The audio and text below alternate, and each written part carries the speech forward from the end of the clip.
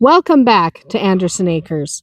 Today we're diving into one of the most elegant and historic rabbit breeds in the world, the Champagne d'Argent.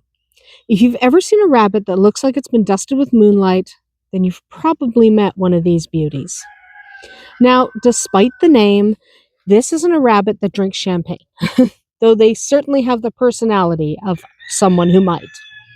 The Champagne d'Argent is one of the oldest recorded rabbit breeds, tracing its roots back to the Champagne region of France, the same area famous for that sparkling bubbly everyone loves. But instead of bubbles, these rabbits brought sparkle in the form of their shimmering silver coats. To understand where this Champagne d'Argent comes from, we have to go back a few centuries. Before the fancy breeds and the show standards, back when rabbits were raised mainly for their meat and their pelts. In the French countryside, farmers noticed that some of their black rabbits developed a beautiful silver sheen as they grew older. The fur was unlike anything else, dark at the base, pale and glimmering on top, like silver dust brushed across black velvet. Those farmers began selectively breeding the rabbits that had this mysterious transformation, and over generations, the Argent rabbits were born. The term Argent means silver in French, and several regional varieties emerged. The ones we know today are the Argent Brun, the Argent Creme, the Argent Bleu, and of course, the Champagne d'Argent. This particular line was so prized that it spread across Europe. By the 1600s, the Champagne d'Argent had a reputation for producing some of the most beautiful pelts available, soft, thick, and uniquely silvered. In the days before synthetic fabrics, these coats were in high demand. They shimmered in candlelight and were often used to line cloaks and hats for the wealthy. But the Champagne d'Argent wasn't just good looking. It was hardy, productive, and easy to raise, which meant it earned a place on many farms and not just in the showrooms. This breed eventually made its way to England, and in the 1800s it was further refined and standardized. British breeders emphasized the silvering and the deep body type, producing what they called the silver rabbit. But when the Champagne d'Argent crossed the Atlantic to the United States in the early 1900s, it got a new name and a slightly new look. American breeders selected for larger size and faster growth, which fit the homesteading and meat production goals of the time. That's how we ended up with the American Champagne d'Argent. The same shimmering coat, but in a slightly bigger and more commercially shaped package. If you've ever heard someone say Champagne d'Argent and silver rabbit like they're different animals, they're actually just cousins on opposite sides of the ocean, both descended from the same French ancestors. Now let's talk about what makes this breed truly stand out, and it's that silver coat. A Champagne d'Argent is born completely black. If you didn't know any better, you'd think you had a solid black rabbit on your hands. But somewhere between 6 and 8 weeks old, little silver hairs begin to appear, usually starting around the nose, the flanks, or even the belly. As the rabbit matures, those silver hairs spread, creating a dappled pattern that gradually blends into a full, even silver tone by the time the rabbit is around 6 to 8 months old. It takes a few months. It's like watching a slow, living metamorphosis, one that turns an ordinary black bunny into a living, breathing piece of precious metal. This color change happens because of a unique genetic trait that controls the distribution of pigment in each hair. The base of the fur remains dark, but the tips turn white as the rabbit grows, creating that iconic sheen. It's not just one uniform color. If you look closely, you'll see a play of light and shadow that gives the coat a depth unlike any other breed. They're beautiful, and they're fantastic. And yes, that coat feels just as luxurious as it looks. The fur is dense, short, and velvety, which made it ideal for furriers in the past and is still a major reason the breed remains so admired in show circles today.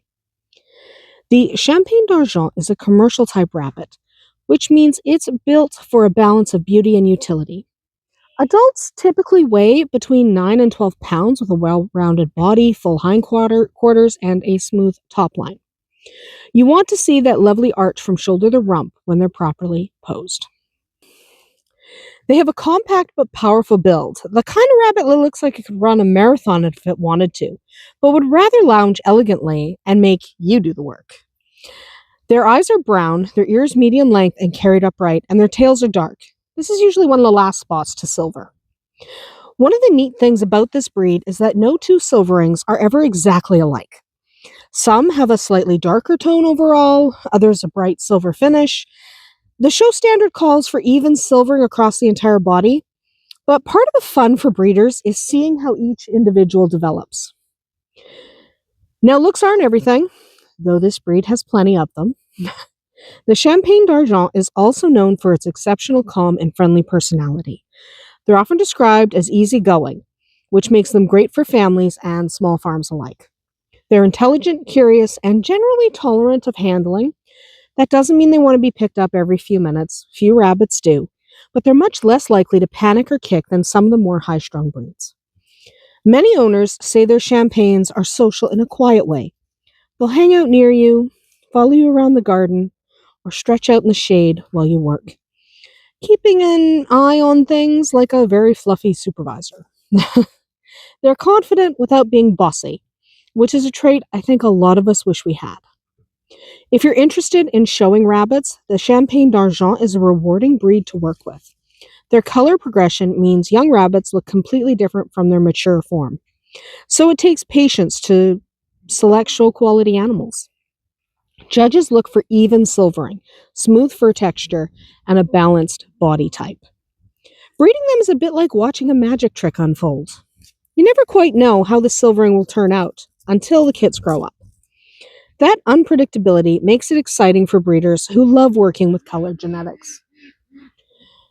Now, because they're such an old, well established breed, they also have excellent genetic diversity compared to some modern show lines, making them a solid choice for anyone trying to maintain hardy traditional bloodlines. In modern times, the Champagne d'Argent has shifted from a fur and meat breed to more of a heritage and a show breed. But it still earns its keep. On small farms, they're valued for their dual purpose history, and that silver coat never fails to impress visitors.